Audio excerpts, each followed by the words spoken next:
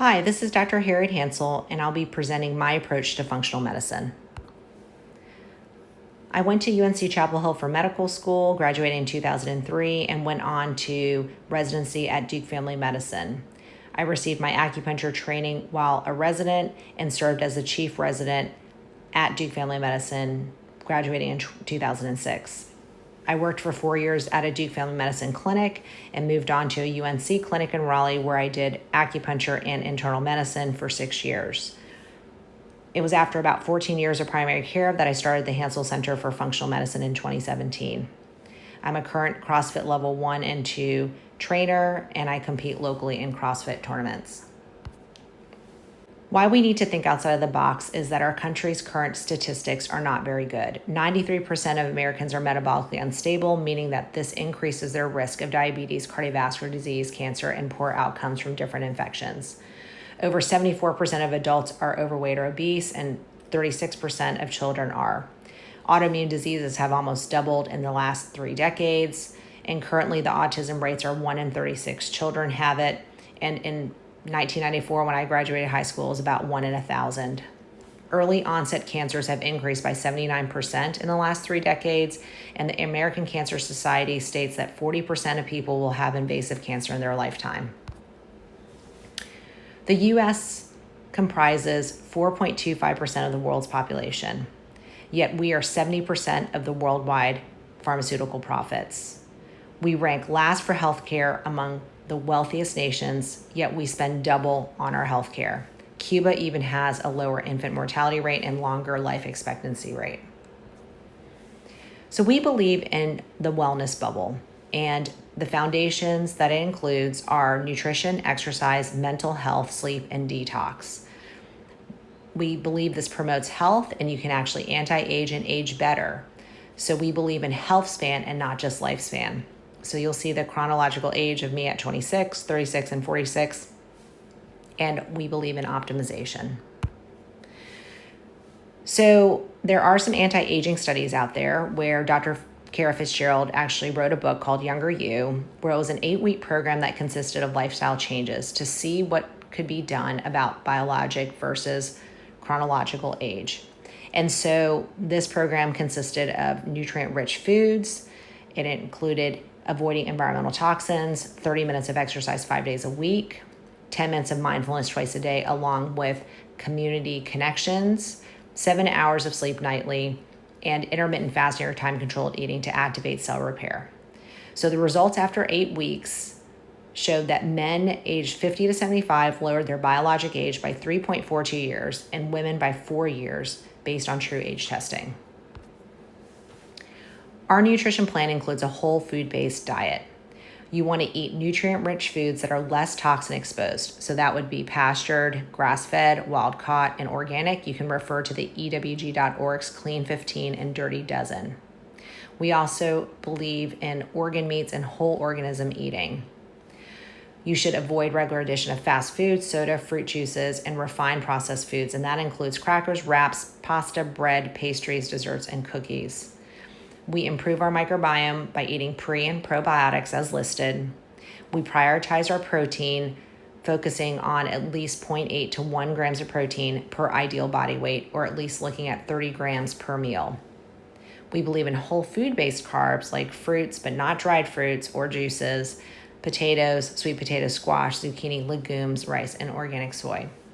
You also need to support your body with adequate electrolytes, especially if you're exercising, fasting, and sauning.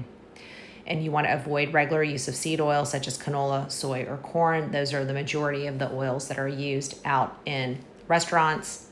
And you want to use extra virgin olive oil, avocado, and organic and pastured butter or ghee. Your goal is to eat full meals without snacking. If you focus on satiating high nutrient meals, then you will not need to graze all day. In the graphic below, you can see that while you're eating breakfast, having a snack, lunch, snack, then dinner, and then snack, you're releasing insulin each time, which does not give your body the time to heal itself, and it also stores fat. Ideally, you're eating 2 to 3 meals in a shorter window of time and fasted at least 12 hours. When you're fasted, that's when you have more fat burning and when there are less hormonal changes happening. We use continuous glucose monitors in our clinic to help guide an individual's diet. Ideally, your blood sugar is always under 100, ranging usually mid-80s to 90s. If you eat, exercise, or add in a good stress like sauna or cold plunge, the peak should be no higher than 140 and under 100 again within 2 hours. You should try to group together your spikes. So if you're eating dessert, you should eat it immediately after your meal because the vegetables, protein, and fat can help buffer that. If you're drinking a recovery drink after exercise, that should be immediately after, or you should eat your meal immediately after exercise as well.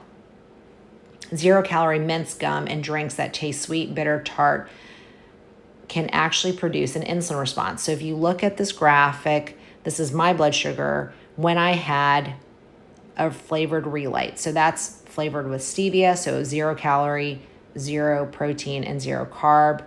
When I drank it, it actually made my blood sugar drop because I released insulin because it was sweet. My liver did not want me to go low, so I actually had a reactive high blood sugar of 140, where you can see on the graph that was higher than my dinner spike, which barely hit like 110. So this is why 0-calorie foods can actually cause insulin release. That can actually cause insulin resistance. Intermittent fasting can improve your health because it does reduce insulin levels. It helps your body burn fat, which also most fat contains our toxin load, and that releases the toxins. We have cellular repair processes that happen that can improve overall health and longevity. It's definitely easier than a caloric deficit diet because you're eating nutrient-rich foods to fuel your body and to feel full. This does not cause muscle mass loss. And we will discuss specific fasting programs specific to each individual. And oftentimes the CGM can help guide our recommendations. Overall, intermittent fasting can help with inflammation control, cognitive function, mental health, hormones, and gut and heart health, which thereby reduces your risk of cancer, cardiovascular disease, neurodegenerative disease, inflammatory gut disease, and autoimmune disease. These are some biohacks that you can use to help decrease metabolic dysfunction. So this is Glucose Goddess. She's on Instagram and she posts very good pictures showing that glucose spikes can vary depending on different scenarios. So the order of eating matters. You want to eat veggies, protein, fat, and then carbs last. So in that first graphic on the left, you'll see that the person ate a mango, rice, and then ceviche, and it was a much higher glucose spike than if they ate the ceviche, rice, and then mango last. Same thing with the sushi roll. On the right, if you ate a sushi roll by itself, it caused a big insulin spike because of the glucose spike. And then there was significant cravings afterwards because the amount of insulin released caused a lower blood sugar event. If you eat edamame before that sushi roll because of the fiber and veggie content as well as protein, that actually helps buffer the blood sugar spike. Fat also buffers the glycemic spike. A lot of people like oat milk, but actually oat milk is heavily laden with seed oils and other chemicals that are problematic. Oat milk also is basically a liquid starch, so you can see this huge spike when you do an oat milk matcha latte versus if you do whole milk because of the fat. You can also add vegetables to something that's higher carb, like the sandwich. So sandwich by itself on the right shows a biphasic peak, which oftentimes can happen with refined carbs. And if you add the crispy kale that has extra virgin olive oil that provides a fat buffer, but also veggie buffer, that dropped that blood sugar spike and made it into one spike. People think that fruit is very healthy, but you really cannot eat it as a snack. So lots of times people think of snacks as being potato chips or pretzels and such, and not thinking of fruit being a snack. Fruit can cause a big glucose spike. The best way to eat fruit is as the end of your meal as a dessert. Lots of people love to drink smoothies, but that also can cause a much higher spike than if you were to eat real food like an omelet, as seen in that second graphic. Dried fruit is always higher than fresh fruit, so that is a much higher glucose spike, and fresh fruit would be preferred. The next foundation we'll talk about is exercise. So starting at the age of 30, you can lose 3 to 8% of muscle mass per decade, and that increases up to 14% per decade after age 60. If you're strength training, that can actually improve your risk of falls, it improves your balance, bone density, cholesterol, and sugars. Did you know that 1/3 of people over 65 die within a year after a hip fracture? This is why it's so important that everybody strength trains. Women over 45 that do progressive resistance training 2 to 3 times a week actually reduce their fracture rate by 51%. And these people, as well as people over age 45, need to be jumping and sprinting as well to help with bone density. Exercise is shown to decrease Alzheimer's risk by 30 to 50%, and muscle mass, not BMI, is the strongest predictor of how long you will live. And honestly, being skinny fat is worse than being a little bit overweight with muscle mass, as per the studies. Exercise actually has a very positive impact on blood glucose. So if you even eat something like a cake that can cause a huge glucose spike, by walking, hiking, dancing, you could even do some vigorous vacuuming or chores at the house, you can actually buffer that blood sugar spike with exercise by moving your body for 10 minutes right after the meal. And it's never too late to start to exercise. So one of my favorite people to follow on Instagram is this Train with Joan. And you'll see in this picture on the left, she was 48, and on the right, she was 78. Again, another example of anti-aging. She started weightlifting at age 70. Studies have shown that 50-year-old non-exercisers can reverse their heart age by 20 years with just 2 years of vigorous exercise. Other studies have shown that if you can hold 75% of your weight in your hands for 1 minute via farmer's carry in your 40s, then you'll likely survive into your 90s. For people that can't get in exercise at the gym, 10 squats every 45 minutes over an 8.5-hour period of time is better than a 30-minute walk for glycemic control. And it's been shown that breast cancer patients who are going through chemo who exercised actually had a lower risk of recurrence from dying from breast cancer 8 years later, and that actually saved over $1 million per person in treatment. There are plenty of ways to get exercise outside of a gym. So there's something that you can do that's called exercise snacks, where you do brief bouts of high intensity exercise where you're trying to get your heart rate over 75% for about 1 to 2 minutes, and you do that 3 times a day. So for example, if you are 20 years old, the formula to find your max heart rate is 220 minus your age. So that would equal 220 minus 20 equals 200. So that would be your max heart rate. So for that person to reach 75% of the max, it would be 75% of 200, which would be 150. So if that person engaged in 1 to 2 minutes of exercise, reaching that 75% of max heart rate 3 times a day, over about 7 years, you'll see a 40% reduction in all-cause and cancer mortality and a 50% reduction in cardiovascular-related mortality. Exercise can also improve mental health. So Duke did a study where they studied older adults that were diagnosed with depression. 30 minutes of brisk exercise 3 times per week for 4 months was just as effective as drug therapy in relieving the symptoms of major depression in short term. And then continued exercise actually greatly reduced the relapse rate.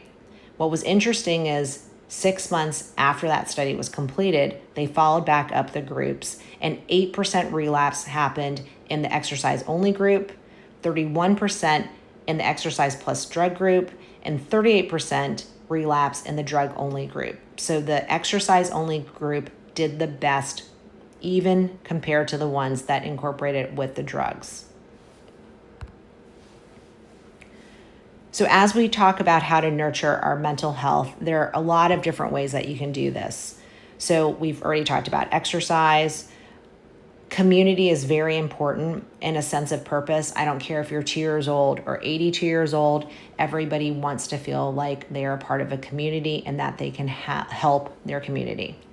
So having a positive support system has been very much linked to a great health span.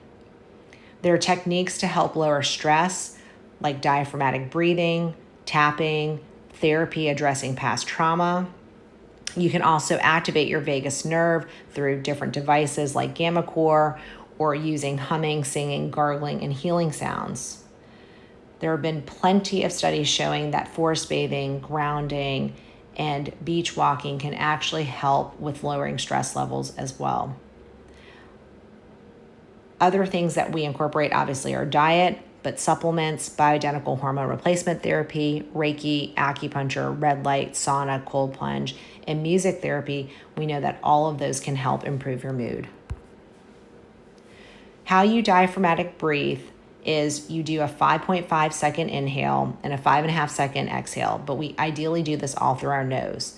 When we're doing the inhale, we're blowing our belly out, which is counterintuitive, but we're trying to drop our diaphragm and get as much lung capacity as possible.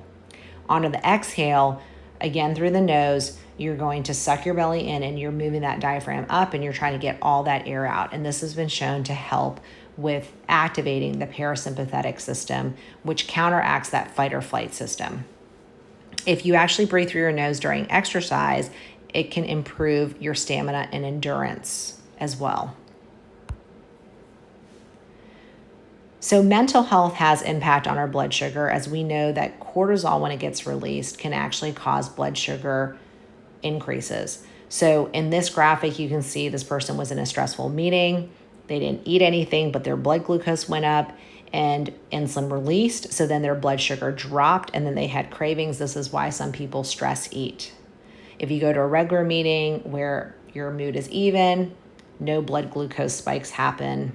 So stress can be a big reason why people have poor glycemic control. We now move on to sleep as the next foundation. And we know that there's significant health benefits to sleep. And I tell my patients all the time that there's no supplement, there's no peptide, there's no pill that would be better than getting great sleep at night. It promotes growth and appropriate hormone production. It helps heart health. It definitely helps with weight management. It improves your immune system. This is why lots of people get sick when they don't sleep well. It reduces stress and anxiety. It can decrease your risk of accidents. It can also enhance your athletic performance. There have been studies done on NBA players where they could tell based on their text messaging, how long they were asleep, that the accuracy rate was much lower when they got lower hours of sleep. It boosts memory, learning, focus, and creativity. It also can help reduce chronic diseases such as heart disease, kidney disease, high blood pressure, diabetes, stroke, obesity, and depression. And there's a graph there that, a table there that shows how many hours per night people should be getting per age group. And most people are not getting enough.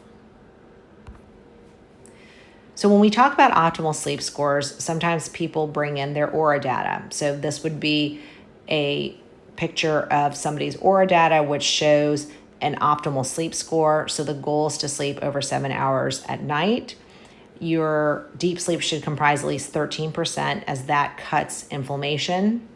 Your REM sleep should be over 20%. That helps with memory and learning. Your sleep latency should be between 10 and 20 minutes, and there should be little movement or wakeful periods during the sleep period.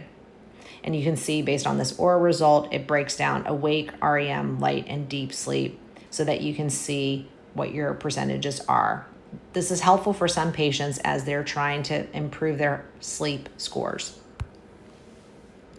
So when you have different inputs like caffeine or alcohol, that can greatly impact sleep.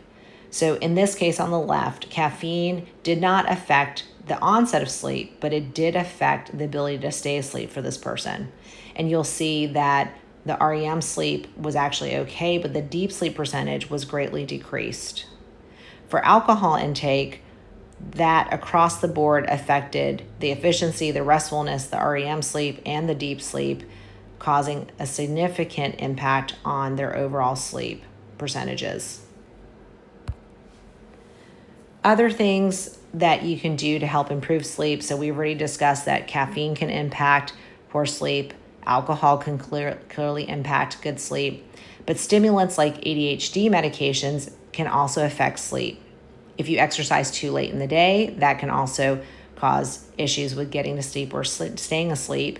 And blue light that comes from your iPhone via reading or even your smart TV or doing work on your laptop, those all can lower your natural melatonin production by about 38%. You can use blue light blocking glasses and avoidance maybe hour or 2 hours before bedtime to help decrease that input. We use at our clinic bioidentical hormone placement therapy, other hormones, supplements, amino acids, and peptides to help with sleep support as well. Nutrient replenishment also helps. Almost everybody is mag deficient, and that is a great mineral to help with anxiety, sleep, stooling, and muscle support.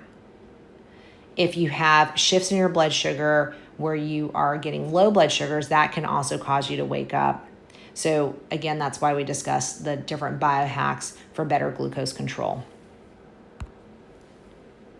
So this also shows how sleep impacts your glucose the next day. If you have poor sleep, you can eat the same exact food and the spike will be much higher if you did not sleep well overnight. The other things we think about for sleep is to support the airway. Your C1 or your atlas and your vertebral alignment has to be in place properly for your glymphatic system to connect to your lymphatic system to help with detox. It also can help impact pain, TMJ, and sleep. You also need to think about inflammation in the nose and sinuses. So by eating a whole food-based diet, you're eliminating a lot of inflammatory foods that might cause more congestion. If you decrease alcohol consumption, that can also help. Nasal rinses by using like a nasal irrigation or neti pot can be very helpful. The nasal breathing strips do help some patients, and like the intake breathing with like the magnet strips also can help open up airways better. Removing infected root canals can greatly impact inflammation, as we'll show in a future slide. A whole food-based diet without processed foods actually helps strengthen your muscles and build those muscles so that your airway stays more open. Mouth taping, which forces nasal breathing, DNA appliances and braces or expanders, which are done by airway dentists, can also help open up airways. A CPAP, if you have sleep apnea, can be helpful in the short term, but ideally you're addressing the root cause like obesity and other issues as to why they have sleep apnea. You can also do myofunctional therapy and facial yoga to help develop those muscles as well. So root canals can actually impact sinuses. And in this picture on the left, you'll see that this person had a left molar with a root canal, and there's significantly clogged nasal space and maxillary sinuses are completely filled with infection. So after the root canal was removed, you can see that the sinuses are clear and the nasal space is clear. So now this person can breathe through their nose. This can decrease apnea. Root canals can also harbor chronic infections. So this tooth was greatly infected. It was presented by at Blodgett Dental Care, which is another great Instagram account to follow. But this tooth had Bartonella and Borrelia in it, which are tick-borne infections that can greatly impact the health. And this person had autoimmune disease that was greatly improved after their tooth was removed.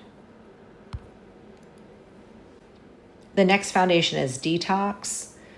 There are a lot of environmental considerations to think about. PFASs, which are forever chemicals, were found in every umbilical cord sample in 30,000 samples across 40 studies. They do not break down and they can accumulate in humans and in the environment. They can cause birth defects and cancer, and they're present in pretty much everyday products.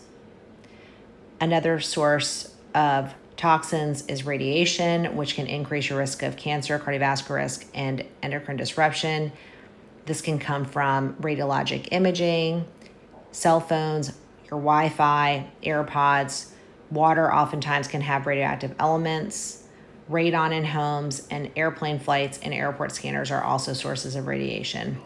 BPA and phthalates can increase your risk of fertility issues, cancer, developmental delay, and those are found in aluminum cans, plastic containers, to-go cups with plastic lids like your Starbucks drinks, and receipts, as well as fragrance like candles and Glade plugins. Pesticides and herbicides are another toxin that can impact endocrine disruption and can increase risk of cancer. Has been shown for glyphosate to increase your risk of breast cancer, prostate, and non-Hodgkin's lymphoma. That would be Roundup. Those are found in lawns, green areas, and fields. So those who are at risk would be people that play sports in those fields that are sprayed, golf courses, but it also can be found in produce and water. Heavy metals is another source of toxins, and that can increase your risk of cancer, immune, and nervous system dysfunction, and that is found in fish, mercury amalgams, rice, and tattoos. So there are certain biohacks that we can use to enhance detox. So you definitely need to make sure that you're hydrating well and supporting both urine and stool elimination. Avoiding medications that affect liver and mitochondrial function, so statins, SSRIs, and Tylenol actually can impact your own detox. Sweating actually shows that these different chemicals actually come up into your sweat. So we can see heavy metals, BPA, mycotoxins in your sweat, and exercise and sauna can help with the removal. There have been great studies on sauna showing that 4 times plus a week of sauna can actually decrease all-cause mortality by 40% and cardiovascular risk by about 50%. If you add exercise to the sauna, it's 69% lower risk of cardiovascular disease. Eating foods that can help with methylation and supplements like methylated folate and methylated B vitamins can help those who have those MTHFR mutations that can affect your ability to detox. Red light machines can actually help with local intracellular mitochondrial function, and that can help with pain and healing and detox as well. So things that you can do for daily prevention and easy to implement tools. So if you filter your water, that would be ideal. If you look on ewg.org, there's a water database. You can enter your zip code and it shows what contaminants are in that water. It's ideal for you to have a whole house filtration system so that your bathing water and the water for your toothbrushing is filtered, but then you have a second pass filtration for your drinking water and ice. And that would be either a reverse osmosis system or distillation system with remineralization. Produce oftentimes contains a lot of pesticides and herbicides. And so if you choose organic, that might decrease the load, but ozonation with something called an O3 bubbler can actually help. And that's this machine here where you'll see that I put my fruit in a big stainless bowl and I put water in it, and then it takes all the pesticides and herbicides off. It also takes off the mold. And then what we do is we lay it out, air dry it, and then I put it in glass snap lock containers, and it decreases food waste as well. Other ways you can wash produce is with baking soda. You can do either 1 teaspoon and 2 cups of water for 15 minutes, or you can use 1 part vinegar, 3 parts water for 10 to 15 minutes of soaking, and that also can decrease the amount of pesticides and herbicides in your produce.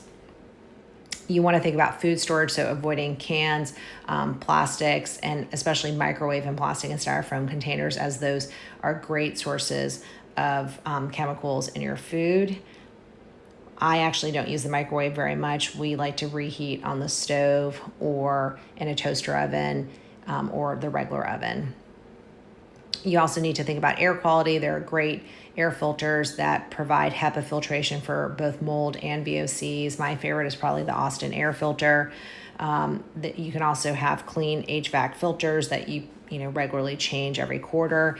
And HEPA vacuums also can help with collecting dust that can also contain a lot of toxins. And switching your candles and Glade plugins for essential oil diffusion would be more ideal instead of inhaling all those BPAs. So there's some easy swaps that you can do, and our product guide on our website under members actually has specific items that you can purchase via the link. Teflon and coated cookware should be switched out to stainless, ceramic, or cast iron. Plastic, melamine, and paper dishware and glasses should be switched out to glass and ceramic. Paper actually has a lot of chemicals in it, and paper straws have been shown to have a lot of chemicals to make it into that shape that is actually worse than some of the other types of straws. So plastic, silicone, glass cutting boards, those actually can put microplastics like right into your food as you're cutting on them. Wood or stainless steel cutting boards are more ideal. Plastic and silicone utensils, especially the black ones that are made from actually recycled electronics, should be switched out to wood and stainless steel utensils. Plastic blenders, air fryers, coffee kettles, and like Keurig, you're burning plastic right into your coffee or tea. Those all should be switched to glass and stainless. So a coffee press, French press would be more ideal, or a drip system that does not contain those chemicals. Saran wrap and plastic storage should be switched to glass snap lock containers, and aluminum foil should be switched to unbleached parchment paper. There are a lot of forever chemicals in bottled water. The EPA sets their limits at 4 parts per trillion, and it's crazy because like Topo Chico and Polar Natural Seltzer water are actually over those limits. I would recommend for you to bring a water bottle to fill with filtered water, but sometimes that filtered water may or may not meet quality standards, but it may be better still than some of the bottled waters, especially if they're in plastic. If you're looking for a better option for convenience water, Smart Water brand is probably one of the better ones since it's actually distilled and remineralized, so the toxins are taken out of it, but it would be in a plastic bottle, which does subject you to BPA. Plastic and aluminum cans still pass BPA and microplastics into the water, so glass is definitely more ideal. So Pellegrino and Mountain Valley are actually good choices for bottled water. Those also were found to be low in PFASs. I personally use a glass soda stream at my house. I use my own reverse osmosis water to make my own seltzer from that. The personal care swaps that I would recommend would be switching from regular tampons that are laden with a lot of chemicals and switching them to organic cotton tampons and organic period underwear, because the vaginal tissue is highly absorbable and chemicals can be directly absorbed into the bloodstream, bypassing your liver. Typical sunscreen oftentimes contains a lot of different chemicals that can be endocrine disruptors, so we would recommend switching to a mineral sunscreen that has zinc oxide. Aluminum deodorant should be switched out to deodorants without parabens and heavy metals. I use jojoba or coconut oil to remove my makeup instead of those highly chemicalized makeup remover wipes. Instead of using perfume, essential oils can be less disruption on your endocrine system. And soaps with different fragrances and parabens should be switched out to pure soaps like Castile soap. There's a lot of products that can affect your entire systemic health that are found in oral care products. Mouthwash can actually cause increased risk of prediabetes and diabetes if you're using mouthwash 2 times a day. It's also shown that some of the mouthwashes can actually decrease nitric oxide production by 90%, and those are basically eradicating the bacteria that make that nitric oxide, which can significantly affect your blood pressure. Instead of using mouthwash, you can use Ayurvedic methods like a copper blade tongue scraping to help with getting out some harmful bacteria. You can also do coconut oil or extra virgin olive oil pooling, where you're swishing those types of oils through your teeth and swishing it in your mouth to help with changing the flora in your mouth and getting rid of some bad flora. But you need to spit that out in the trash can when you're done, and it's a minimum of 10 minutes. Teflon floss, which lots of people use Glide and those different types of silky flosses, those actually have PFASs right in them, and you're directly putting them into your bloodstream through your gum tissue. So you definitely want to switch that to naturally waxed floss, usually with beeswax without PFASs. And fluoride and SLS in toothpaste can cause significant issues. Fluoride is linked to lower IQs and learning disabilities, and Utah, I believe, is the first state to have banned fluoride in their water, and the EU, the majority of the countries do not have fluoride in their water. So you can switch that to a hydroxyapatite toothpaste that also has different prebiotics and probiotics in it to help with better mouth flora. We like to talk about our patients being like a 5-gallon bucket. And this 5-gallon bucket would have toxins coming into it that may be impacting their symptoms and disease. So it's not just toxins coming in, it's also the ability for you to drain toxins out. If your bucket gets too full or overflowed, that's when patients have complaints, potentially lab abnormalities, or different medical diagnoses. So how I think about it is we can limit the way that toxins come in. So if there's environmental toxins, we can avoid those toxins, or we can actually use supplements to help bind those toxins. If you have different infections, you can treat with prescriptions, supplements, and peptides to help lower that toxic load. To affect the ability to detox out, you need to think about your liver, your kidneys, your lymph, your bowel, and your sweat. And you can improve all of those with hydration, food, supplements, sauna, Reiki, acupuncture, alignment, and exercise. But there can be some individual differences on how some people detox, but also some of the lab abnormalities may show that people's liver or kidney systems are impacted if they have potentially higher toxins that they're trying to clear. So our goal is to decrease the amount that's actually in this bucket so that patients do not have symptoms of inflammation or disease. My favorite quote is that when a flower doesn't bloom, you fix the environment in which it grows, not the flower. If you support your wellness bubble, it will support you. And we are active on social media. You can find us on Instagram at Dr. Hansell and on Facebook under also Dr. Hansell.